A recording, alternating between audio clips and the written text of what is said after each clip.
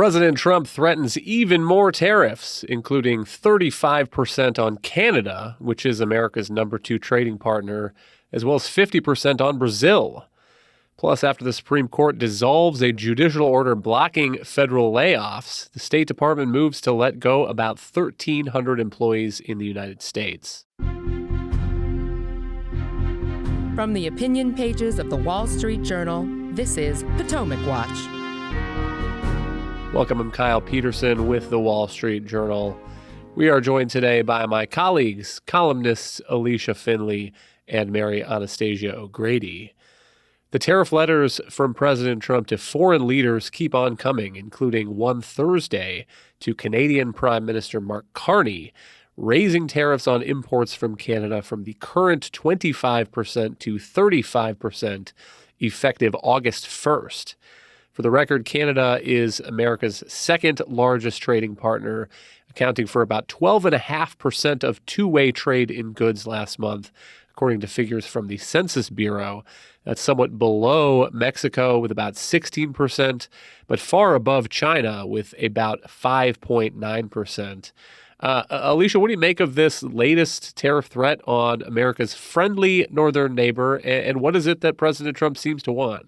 Well, that's the $1 billion question here is what does he want? He really hasn't specified what he wants in his Truth Social post or the letter to Carney that he posted there.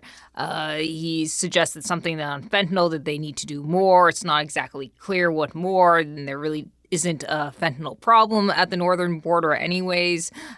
He said there are other non-tariff barriers, but he didn't really provide much detail on that. There have been long-standing issues or disputes over Canada's dairy regulations, but that's something that could be or will probably need to be addressed in a broader renegotiation or an extension of the USMCA. But regardless, he seems to have a particular fixation with the trade deficit with other countries and Canada, and he mentions that in his post, in his letter. The U.S. has a U.S. trade deficit with Canada that's about $60 billion last year. But I would point out that if you exclude crude oil from that, the U.S. actually has a trade surplus because the U.S.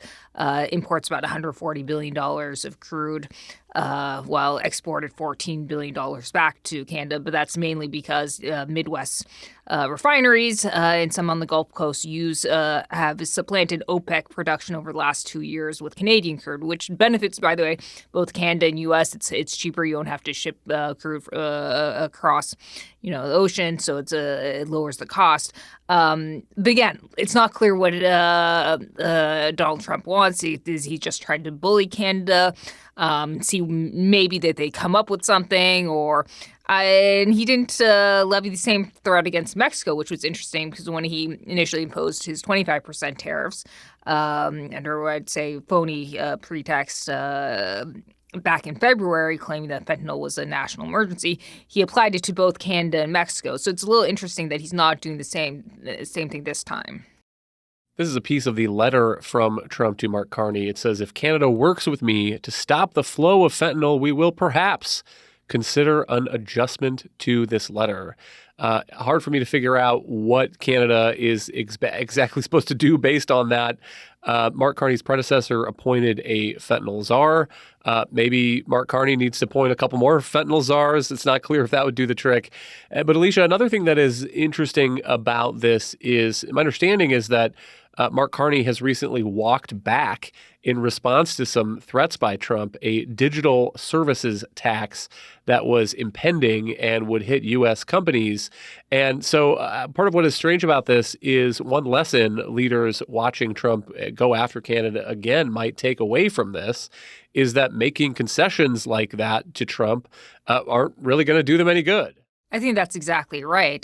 Canada had or was planning to impose a digital services tax that would have hit big tech companies in particular, would have applied to a lot of their advertising revenue, and they were opposed to it. And the Trump administration, or President Trump threatened to impose higher tariffs on Canada over it, and so Mark Carney walked that back, and because and I think that is a wise and smart move. I'm not sure Trump should have leveraged tariffs in that way, but he was successful. But I think the lesson President Trump got from that was, well, we can bully Canada into doing anything and everything I want, and let's continue to do that. So that was the lesson Trump got from that. Now, the lesson I think maybe Canada might get from Trump's latest gambit to raise the tariff rate to 35% is, well, there's really no pleasing him. Anything I do or anything we do, it's not going to be enough. He's just going to come back at us and say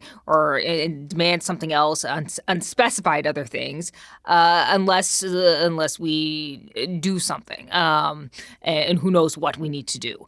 So there really is no pleasing him, and I think other countries are going to start to see that as well.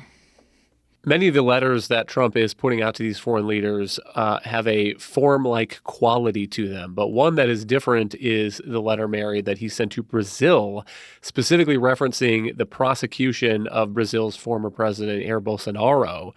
This is part of what he says. The way that Brazil has treated former President Bolsonaro, a highly respected leader throughout the world during his term, including by the United States, is an international disgrace. This trial should not be taking place. It is a witch hunt that should end immediately. Mary, what is your view about that trial? And it's interesting that Trump seems to see no limits on the things that he can use leverage for of these tariffs, if tariffs can be tied to, asking a country to drop a prosecution of a former political leader. Yeah, I think, well, let me say a few things about Canada first. And just that looking at Canada, I see President Trump basically looking for money. He talks about trade deficits, he talks about fentanyl, but I think what he's actually looking for is money. And he sees these tariffs as a way to collect revenues at no cost, because he sees the stock market has gone up since Liberation Day, and he will continue to push for tariffs always and anywhere in the world that he can, and as far to the point as the market will bear. And that's what we're seeing in Canada.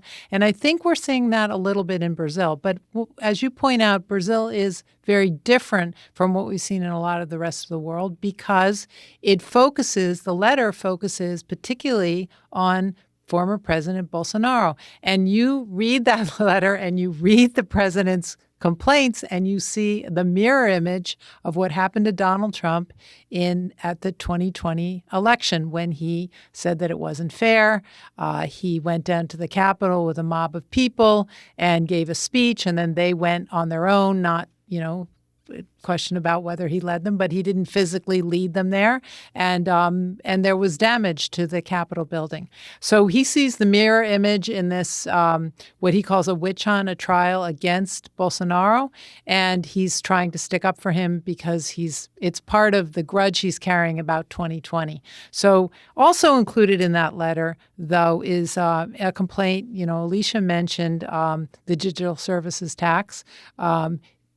Trump, I think, is legitimately complaining about a decision by the Supreme Court in Brazil to hold tech companies accountable for content on their platform, which would basically chill free speech and also put a lot of liabilities in the hands of the tech companies. So he's complaining about that. But I think he's basically looking at Lula. He doesn't like him. He's a left-winger. He's involved with the group that's called the BRICS, the Brazil, Russia, India, China, and South Africa, and then a whole bunch of other countries that are basically what we might consider the non-aligned, what we used to call in the 60s, the non-aligned countries. And they met recently in Rio. Lula stood up and gave a speech about how the BRICS should work to find an alternative to the dollar. And that seems to have really incensed Trump also. So he has all these grievances against Brazil, and his solution, as is always his solution, tariffs. So he slaps on these tariffs. What's kind of interesting, and Alicia's written a lot about this, is that the rule he's trying to use to put these tariffs in place, which is we call IEPA, International Emergency Economic Powers, have been ruled illegal by the International Court of Trade. And there's been a stay, so it's now going to appeal. I think oral arguments will be heard on July 31st. So there's a lot of question about whether these tariffs can actually be used according to U.S. law, because, of course, it is the role of Congress to levy tariffs. But in the meantime, I think, Trump has basically launched a trade war with Brazil. With, by the way, Alicia just mentioning trade deficits, we have a trade surplus with Brazil. So this is just sort of a combination of a political grudge and, a personal grudge that Trump is acting out with Brazil, I think. The trade surplus is interesting because sometimes it's hard to figure out sometimes what Trump is actually driving at. Sometimes he seems to speak as if trade deficits are bilateral trade deficits are stealing from the United States and American workers. But here's an example of threatening a country with which the United States has a trade surplus with a 50% tariff, which is a massive tariff, Mary. I mean, what would the effects of that kind of trade war be? One of the reports that I read this morning said that Brazil is the top supplier of coffee to the United States, accounting for something like a quarter of American coffee imports.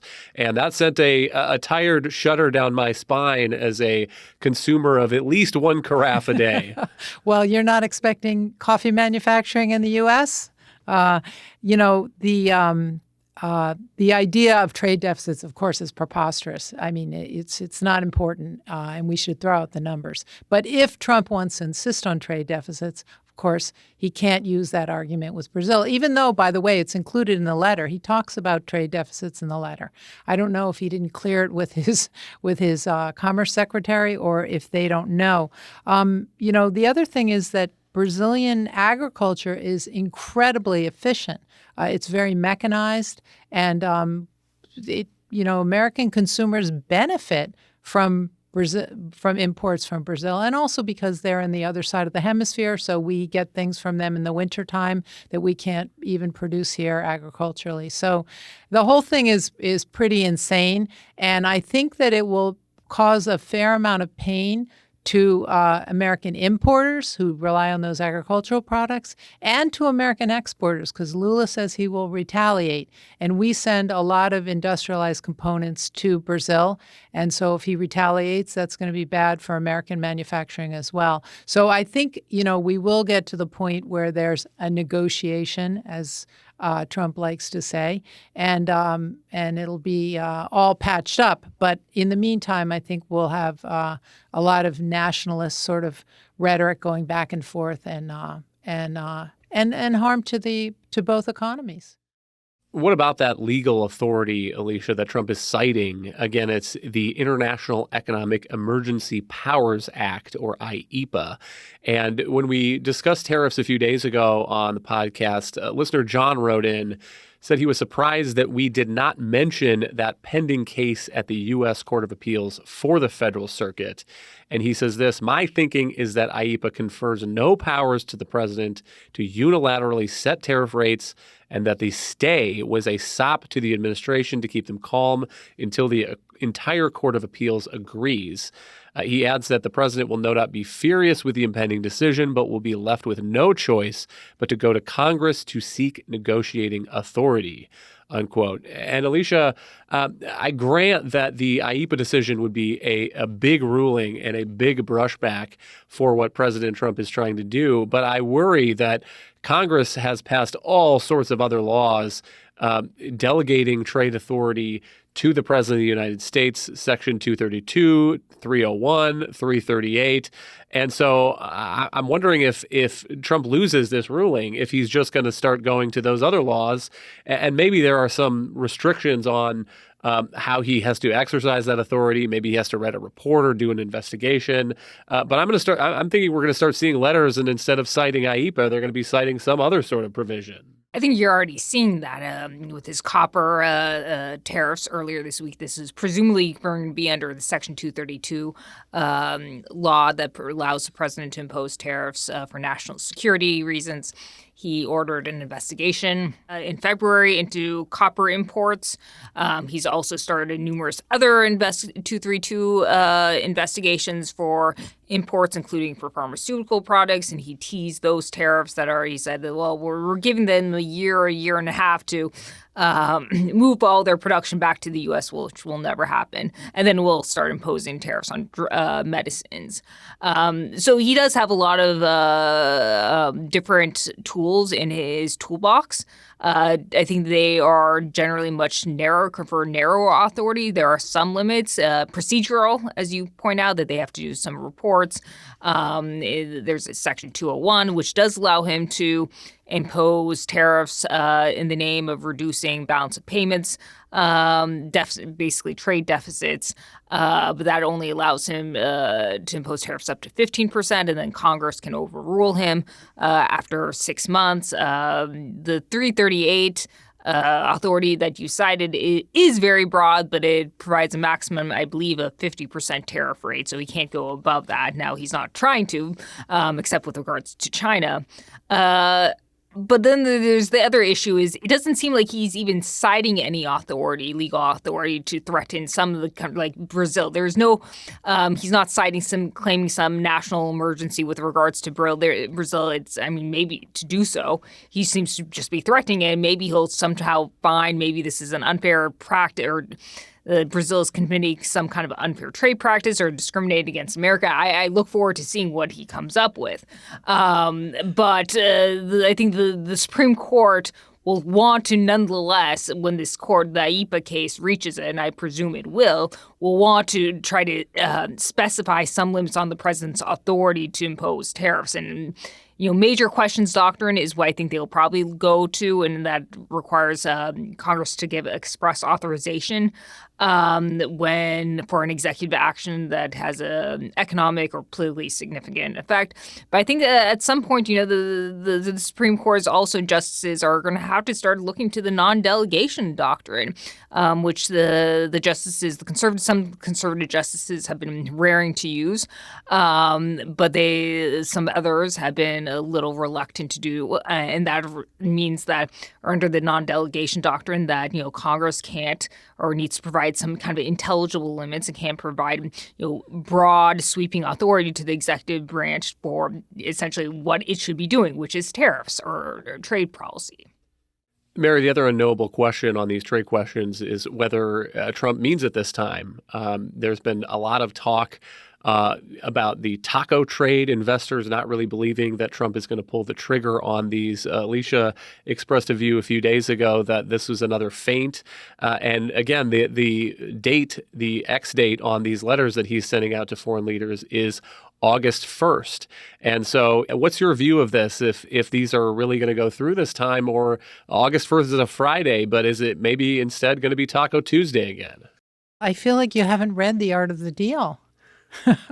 This is a big Trump negotiation. I think what I was trying to say before, and I'll say it again, he'll go right up to the line as far as he can go because he wants the money. He wants to collect revenue. Scott Bessent, his Treasury Secretary, has said, don't worry about the deficits because we're collecting billions in import duties on things that are brought to this country from foreign producers. So that's what he wants. That's what he's after. And that's what he'll continue to try to get through any means that he can. And that includes, whether he has to use the more narrow trade authority that Congress has given him, if he's blocked from using IEEPA, which he probably will be doing, and whatever the stock market does. So the stock market pulled back a little bit after he announces Canada and Brazil tariffs.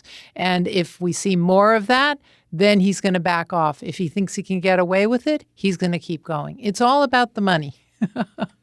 Let's also talk about a Supreme Court decision on Tuesday, ending a universal injunction that had blocked efforts by the Trump administration to do federal layoffs, or what are called reductions in force, or RIFs. This was a 8-1 decision by the justices. Alicia, what did they say? So this case or this challenge was by some federal worker unions and actually some nonprofits, also liberal nonprofits, that challenged a February executive order. So it wasn't actually directly challenging these large-scale reduction forces layoffs. It was challenging an executive order that directed these agency heads to, quote unquote, promptly undertake preparations to initiate the large-scale reductions in forces consistent with applicable law. And I'll stress the latter part, consistent with applicable law. Now, the plaintiffs said, well, it doesn't really matter that this is going to violate the law anyways because of how he's going about this, basically putting the cart before the horse. And a lower court in May blocked the executive order, barring the President Trump's appointees from even making quote unquote preparations to do these layoffs. And then what the justices basically said when they stayed the injunction is that, well, the government is likely to succeed on the merits in this particular case, but we're not really rendering judgment on the reduction forces or these agency reorganization plans, many of which had yet to be produced. That's a case for the future. And 8 justices agreed with that. Now, Justice Ketanji Brown Jackson, she was the lone dissenter. And she basically said, well, Congress must even approve the anything that the president does in terms of providing directions to executive agencies, which is really would violate the separation of powers, which is why I think Eleni Kagan and even Sonia Sotomayor didn't even sign on to that or her opinion. Now, I do think there are going to be more challenges to these reductions in forces as they actually start to happen and play out. I do also think that there's going to be a strong argument that these challenges shouldn't be proceeding in federal district court. The Trump administration argued in this case that any challenges are going to have to go through these kind of the Merit Systems Protection Board and the kind of internal adjudicative panels, and you can't just litigate them in federal court. There's a different procedure you have to go through. I think that might end up succeeding. But stay tuned is essentially the message. Those challenges may not take long. One of these reductions in force is now being carried out on Friday. Wall Street Journal news story saying that the State Department is notifying about 1,100 civil servants and 250 foreign service officers that they will be reduced in force.